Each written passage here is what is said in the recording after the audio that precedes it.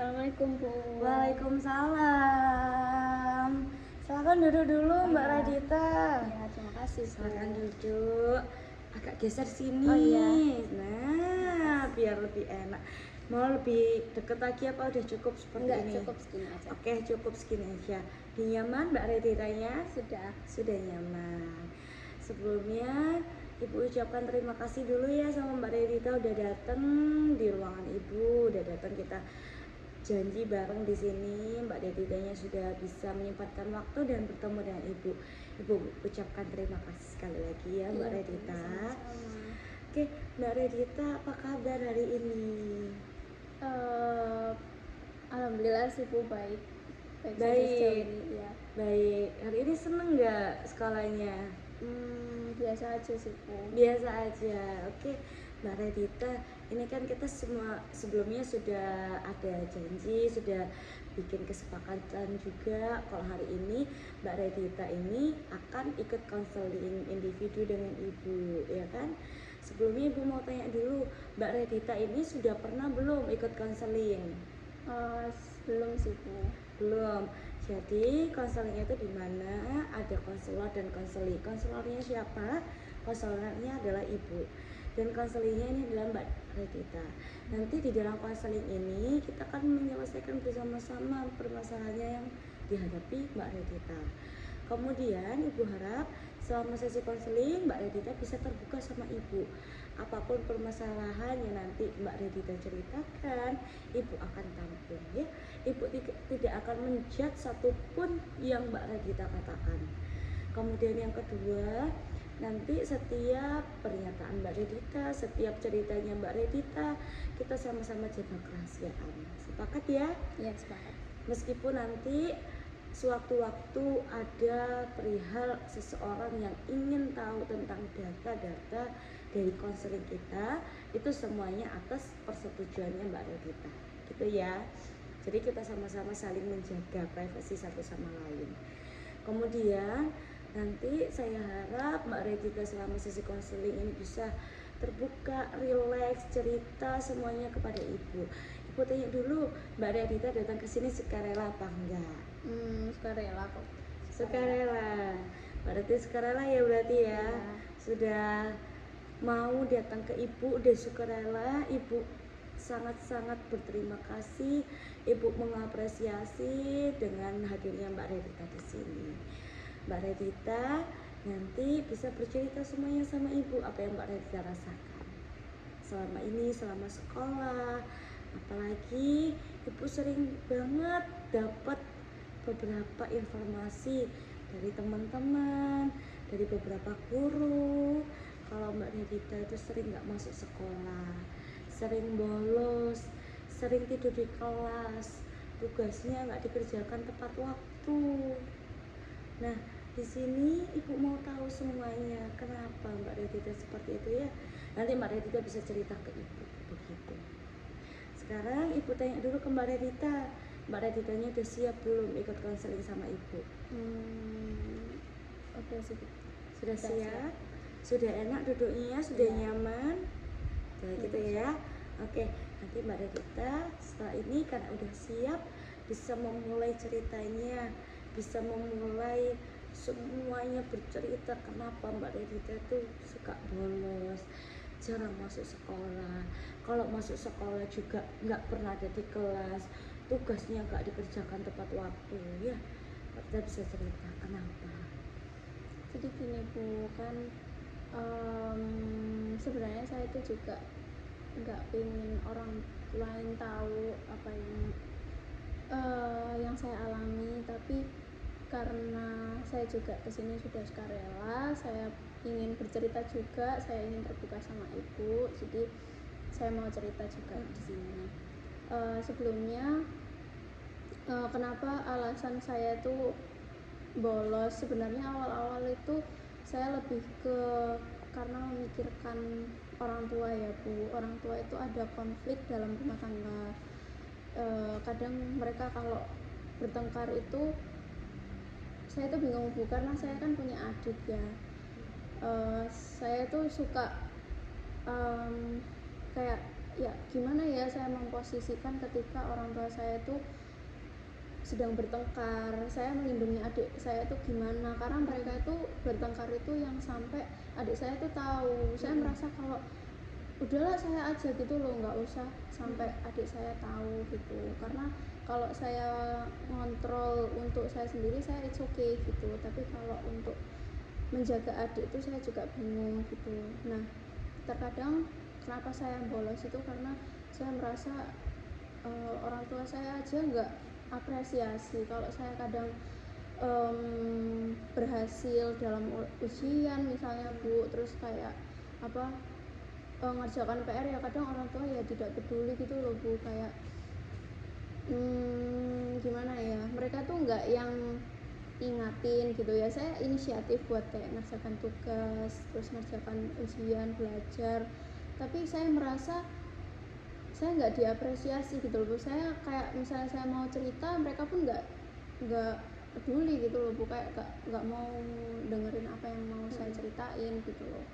Jadi saya merasa kalau aku nggak sekolah kayaknya ya nggak apa-apa aja gitu. Makanya saya pernah sekali saya bolos, alasannya saya sakit, tapi sebenarnya saya di situ mikirnya kayak mungkin jagain adik aja, atau juga alasan lainnya itu juga karena ekonomi keluarga saya yang kurang mampu juga Bu. Saya merasa kalau harus melakukan sesuatu agar bisa bantu orang tua, bisa bantu adik, bisa buat bantu kebutuhan saya sehari-hari gitu. Makanya saya buat kerajinan, saya buat kayak apapun yang bisa dijual gitu. Dan saya merasa kalau sekali bolos itu orang tua aja nggak peduli gitu loh Bu, kayak oh ya udah gitu. Terus ya udah saya merasa kalau ya udah kalau saya bolos, saya sekolah pun ya sama aja gitu loh, orang tua ya gak peduli, ya udah gitu. Makanya saya sering bolos gitu.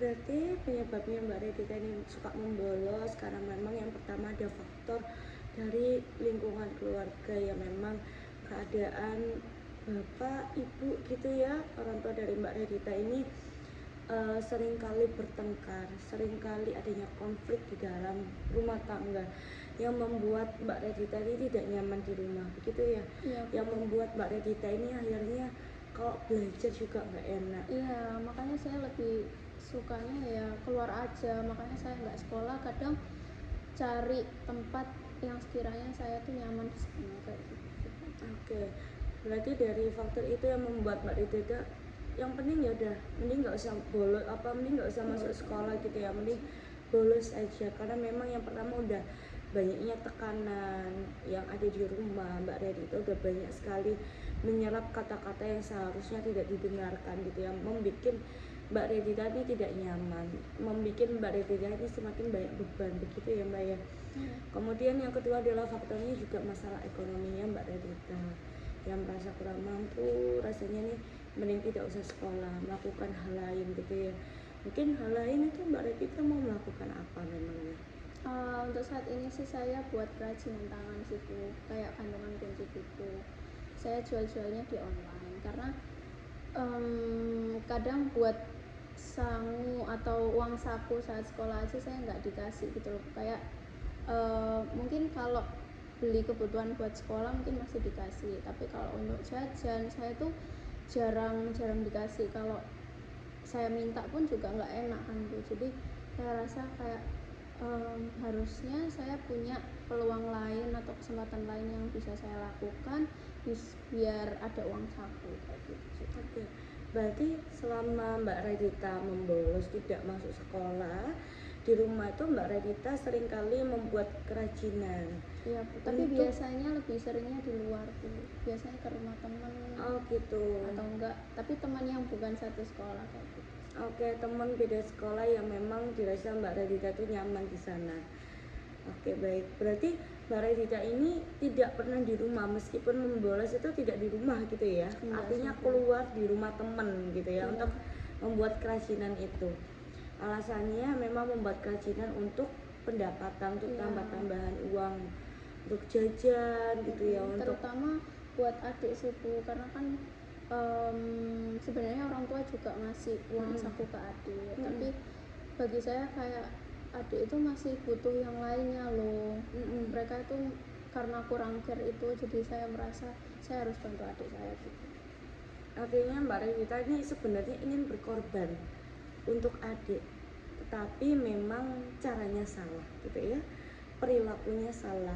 Sekarang Ibu coba tanya ke Mbak Revita ya, Mbak Revita sudah bagus sekali, adiknya jiwa seorang kakak yang melindungi adiknya, yang ingin berkorban untuk adiknya. Apakah Mbak Revita dengan menjual gantungan kunci, dengan membolos sekolah, itu akan memperbaiki keadaan atau tidak, Mbak?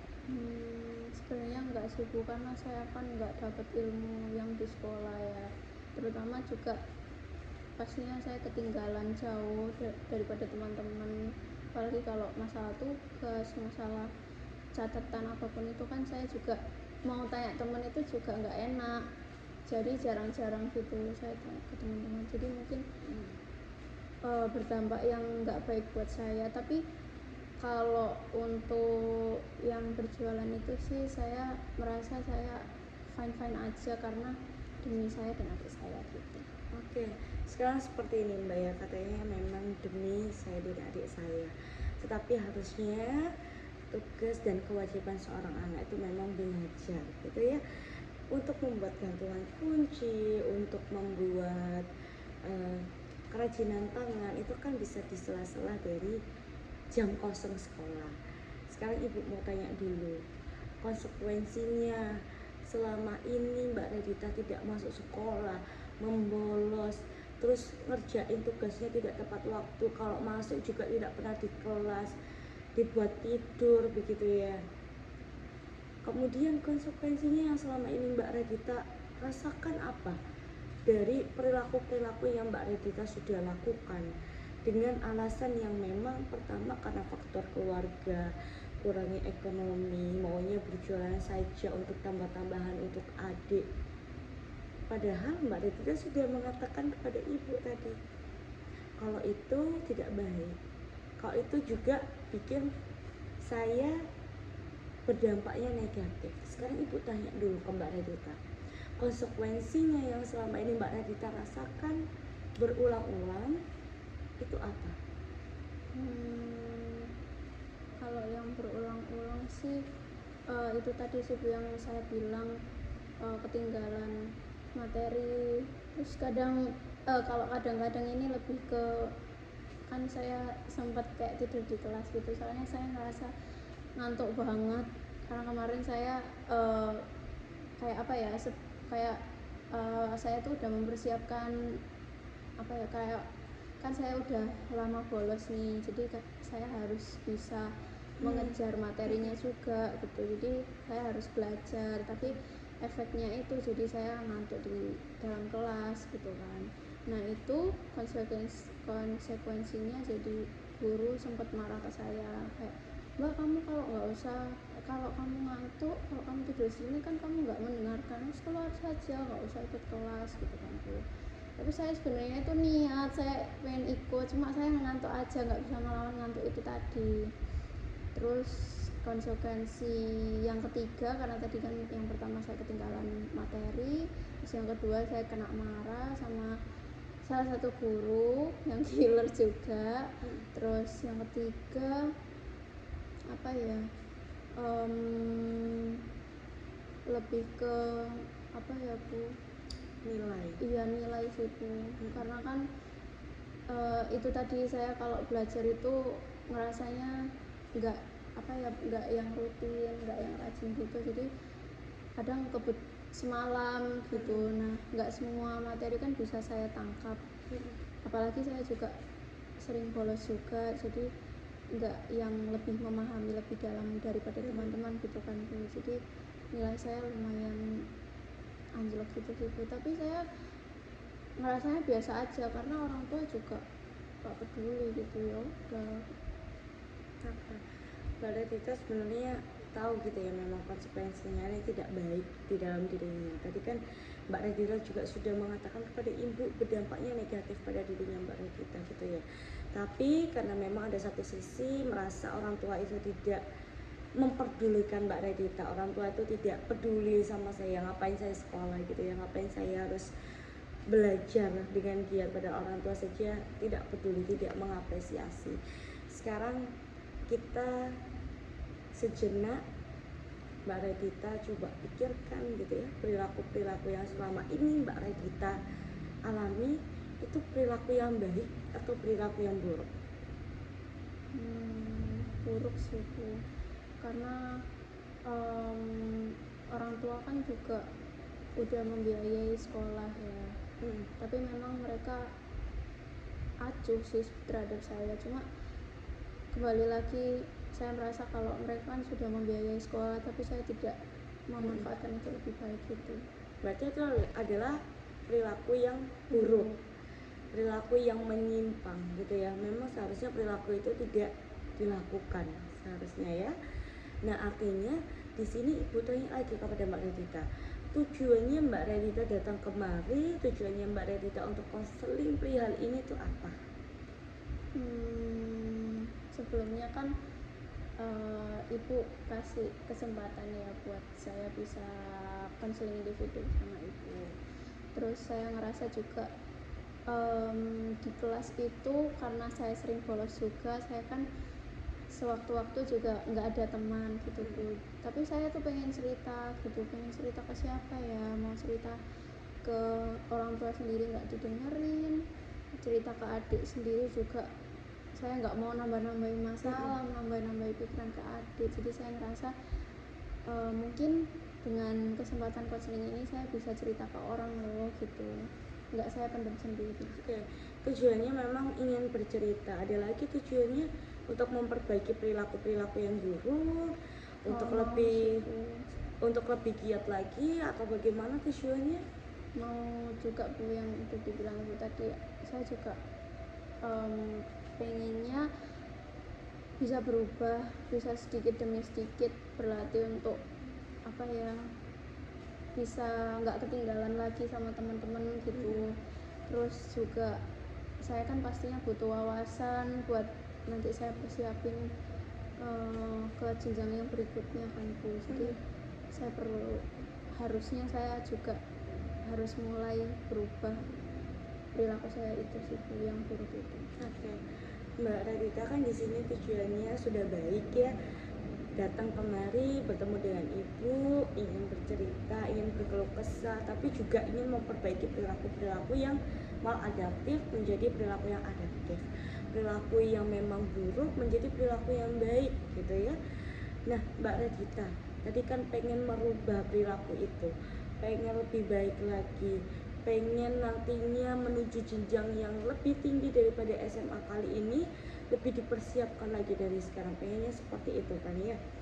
Apa yang nantinya Mbak Radita sudah lakukan untuk menghilangkan perilaku membolos, tidak rajin mengerjakan tugas, tidak pernah belajar rutin? Apa yang sudah Mbak Radita nantinya akan lakukan?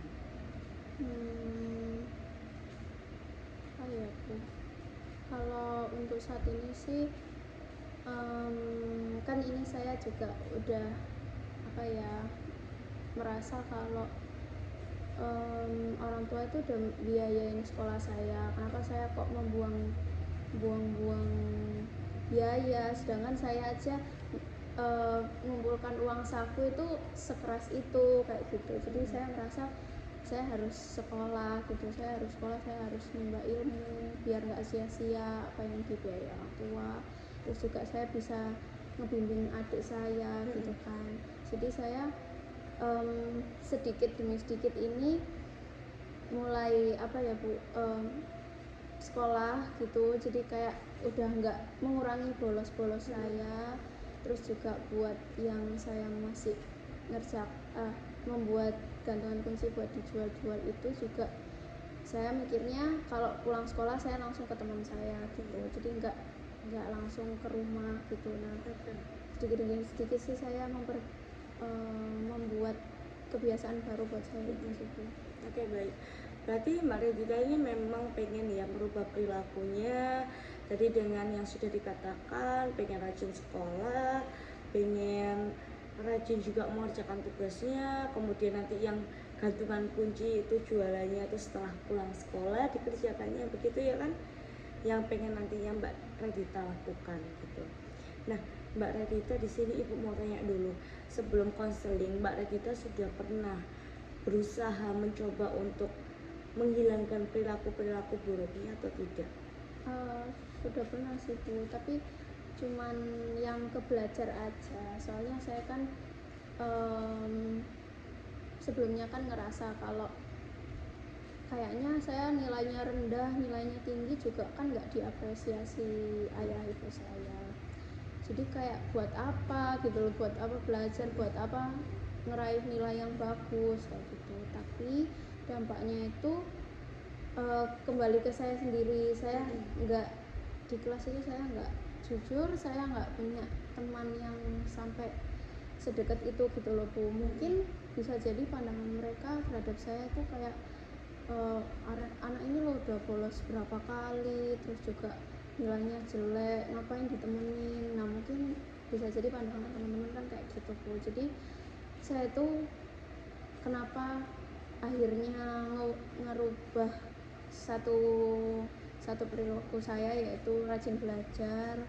Saya mulai kayak kalau waktu-waktu senggang saya itu langsung ke teman-teman, saya melawan rasa takut saya berani buat bisa tanya-tanya ke teman materi ini tuh kayak gimana biar saya bisa pelajari lagi di rumah kayak gitu.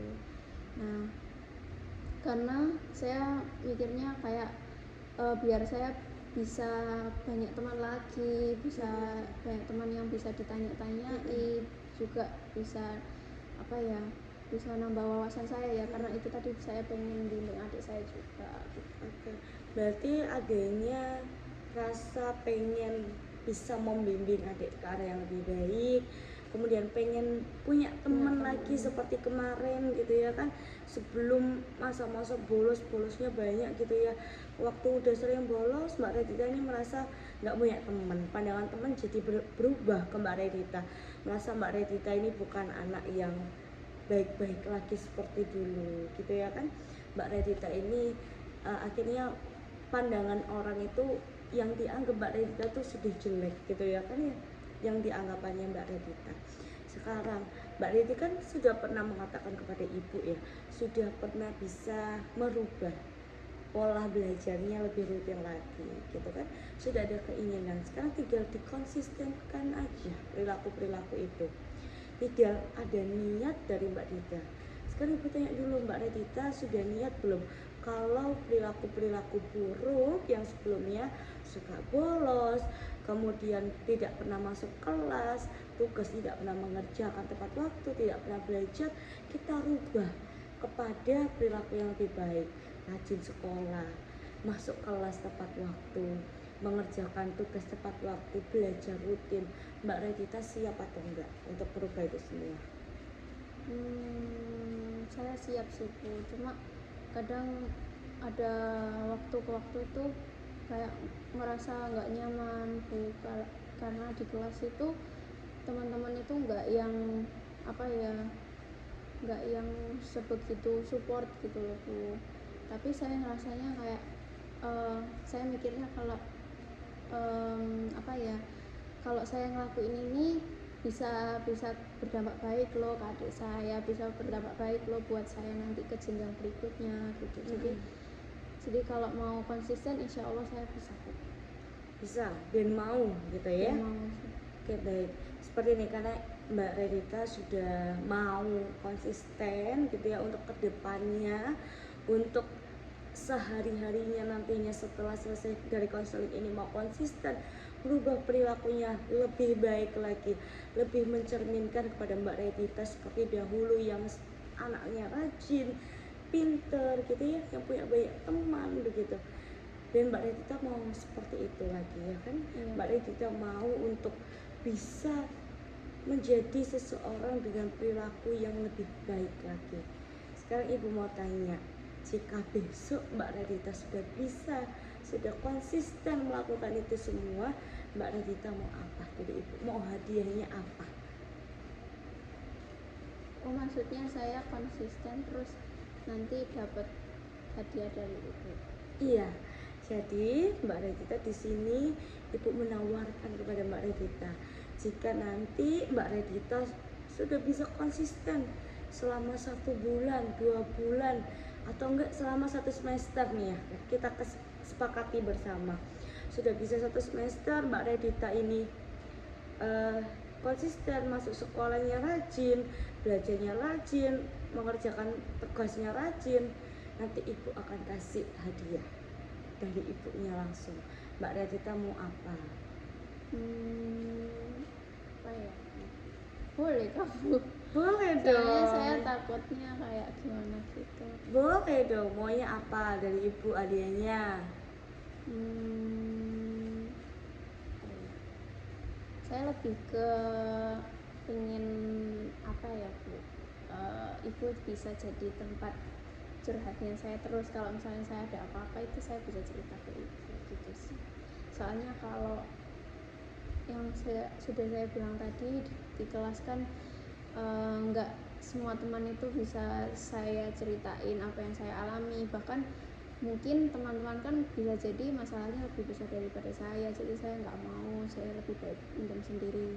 Tapi dengan mendam masalah yang saya alami sekarang itu jadi membuat saya kayak sering-sering nangis, jadi sampai sekarang pun saya udah gak bisa nangis, udah capek gitu loh. Jadi lebih ke mikir kayak ayo bisa lebih baik gitu, tapi saya masih butuh orang buat bisa dengerin saya gitu, apa yang jadi keluh kesah saya gitu sih. Oke. Tapi di sini ibu akan kasih tahu terlebih dahulu. Boleh Mbak Radita bercerita kepada ibu gitu ya sewaktu-waktu. Tapi tetap Mbak Radita harus mandiri untuk menyelesaikan semua permasalahan yang ada dalam dirinya Mbak Radita.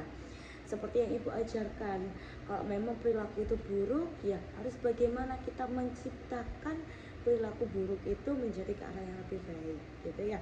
Agar apa? Agar nantinya Mbak Radita tidak bergantung kepada ibu. Mbak Radita bisa mandiri, bisa menyelesaikan semua permasalahannya sendiri sesuai yang sudah ibu ajarkan selama sesi konseling ini. Jadi Mbak Radita harus konsisten nantinya. Kalau memang suatu waktu nanti perilaku itu muncul lagi, harus ada hukumannya, harus ada konsekuensi yang nanti Mbak Radita akan jalani. Punishmentnya apa? Nanti sekarang ibu tanya dulu. Kalau tadi kan hadiahnya pengennya ibu menjadi teman curhatnya Mbak Radita, ada lagi nggak hadiahnya? Misalnya apa, makan atau apa gitu hadiahnya? Saya mau ya sih Bu, cemilan aja sih Bu, gak apa-apa Gitu, ya, maunya soalnya makanan-makanan. ya karena kadang kan saya lebih ke nyimpen uang saku sendiri jadi gak makan, tapi saya nggak ngerasa lapar, ya udah saya mending saya simpan aja buat sewaktu-waktu mungkin butuh kayak gitu sih. Oke, maunya makanan aja. Tapi kalau nanti ini ketika Anda sudah konsisten nih suatu waktu, tidak ada hambatan mengulang kembali perilaku buruknya, nanti hukumannya apa? Kak sini Mbak Raditanya Iya. duduknya. Nah, Maaf Bu, apa ya,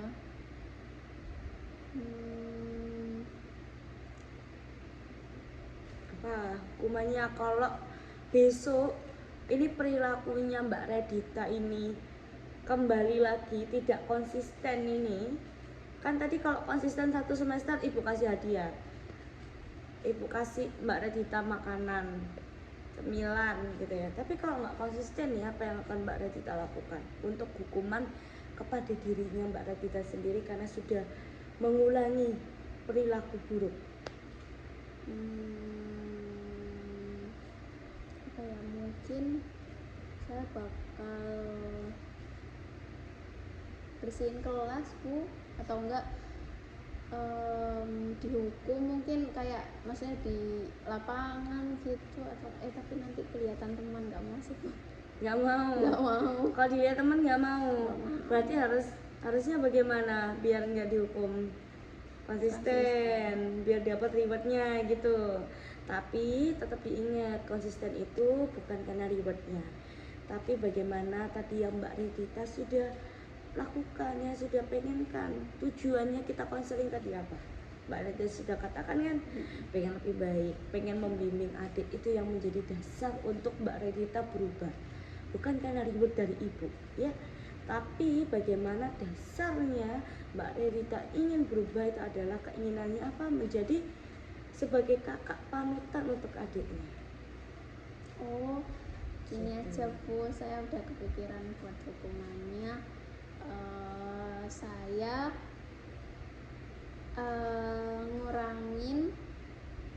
ngurangin buat ini jualan. Jadi kayak kan saya kan sebenarnya kalau mau jualan kan pasti buat ngasilin uang nih. Nah kalau saya ngurangin kan otomatis bisa jadi kan uang hasil jualan juga bakal mengurang. Nah saya mungkin bisa mengurangi jualan itu dan saya harus sedekah gitu, kayak gitu. Mungkin kayak gitu aja. Oke, berarti hukumannya dikurangin uang jualannya untuk sedekah gitu. Yakin nggak sayang sama uangnya? Yakin sih Bu. Yakin. Biar saya bisa konsisten Untuk lebih baik gitu ya, beneran? Nggak masalah uangnya untuk disedekahkan kalau memang perilakunya kembali lagi tidak konsisten. Enggak sih, bukan sedekah kan juga biar bisa sebagai amal saya buat nanti Oke. sama di surga juga gitu. Oke, baik. Kalau memang Mbak Reditanya sudah bisa dan mau konsisten, di sini Ibu bikin ada kertas kosong yang mana nanti ini menjadi kontrak perilakunya Mbak Redita. Jadi Mbak Redita perilaku maladaptifnya apa? Perilaku yang menyimpangnya seperti membolos, kemudian tidak pernah masuk kelas, tugasnya tidak pernah dikerjakan, tidak pernah belajar. Kemudian antecedentnya apa? Perilaku itu disebabkan karena apa? Jadi Mbak Redita sudah mengatakan faktornya karena lingkungan keluarga yang gak baik, orang tua yang sering cekcok, kemudian faktor ekonomi yang menyebabkan Mbak Redita memilih untuk berjualan saja ketimbang untuk sekolah.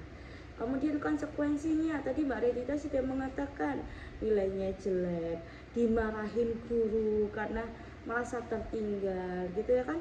Terus tadi Mbak Redita juga bilang tertinggal daripada teman-teman yang lain. Itu konsekuensi yang selama ini Mbak Redita rasakan. Nah dari hal itu semuanya tadi Mbak Redita sudah bilang ke ibu pengen menjadi pribadi yang lebih baik, masuk sekolahnya rajin, mengerjakan tugas ya kan, kemudian belajarnya rutin. Terus apa lagi tadi yang dipengenkan? Jualannya tetap bisa, tapi setelah pulang sekolah. Jadi tetap biar nggak mengganggu sekolah, biar nggak ngantuk, ya nggak tidur di kelas gitu ya kan. Itu perilaku yang Mbak Redita pengen berubah. Kemudian tadi faktornya yang membuat kenapa Mbak Redita pengen berubah, ternyata Mbak Redita pengen menjadi kakak yang baik, kakak yang bisa membimbing adik-adiknya dengan ilmu-ilmunya Mbak Redita. Ilmu didapatkan dari mana? Dari belajar, terus juga paham apa yang disampaikan sama guru. Paham, artinya dari sekolah.